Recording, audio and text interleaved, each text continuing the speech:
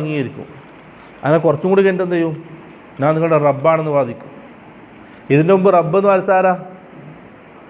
ലോകത്ത് ഇതിൻ്റെ മുമ്പ് റബ്ബ് എന്ന് വാദിച്ചത് ഫിറഔൻ മാത്രമാണ്, വേറെ ആരും പറഞ്ഞിട്ടില്ല. അപ്പോൾ ദജ്ജാൽ ഞാൻ റബ്ബാണെന്ന് പറയും. അതും എന്ത് ചെയ്യും? അംഗീകരിക്കും. ഇപ്പോൾ റസൂൽ സ്വല്ലല്ലാഹു അലൈഹി വസല്ലം പറയണ ഈ ഹദീസ് പറഞ്ഞിട്ട്, ലാ നബിയ്യ ബഅദി, എനിക്ക് ശേഷം ഒരു നബി വരാനില്ല. അതുപോലെ തന്നെ വലാ തറൗന റബ്ബക്കും ഹത്താ തമൂതു, നിങ്ങൾ മരിക്കാതെ നിങ്ങൾക്ക് റബ്ബിനെ കാണാനും കഴിയില്ല. അള്ളാഹിനെ കാണുക, സ്വർഗത്തിലല്ലേ കാണാൻ പറ്റുള്ളൂ. അപ്പോൾ നിങ്ങൾ മരിക്കുന്ന മുമ്പ് നിങ്ങൾക്ക് റബ്ബിനെ കാണാനും കഴിയില്ല, എനിക്ക് ശേഷം ഒരു പ്രവാചകൻ വരാനുമില്ല. അതുകൊണ്ട് ഒരിക്കലും എന്ത് ചെയ്യാൻ പറ്റില്ല, നിങ്ങൾ ദജ്ജാലിൻ്റെ ഫിത്നയിൽ അകപ്പെടാൻ പാടില്ല. അതിന് ദജ്ജാലിൻ്റെ ഫിത്ന, ദജ്ജാൽ സാധാരണ ഒരു മനുഷ്യനായിട്ട് വരും, നുബുവത്ത് വാദിക്കും, പിന്നെ ഇലാഹിയത്ത് വാദിക്കും. അതിനുശേഷം എന്ത് ചെയ്യും? ഓനക്ക് കുറച്ച് കഴിവുകൾ കൊടുത്തിട്ടുണ്ട്. ആ കഴിവുകൾ വെച്ചിട്ട് എന്ത് ചെയ്യും? ജനങ്ങൾക്ക് ഓരോ മായാജാലങ്ങൾ കാണിക്കും.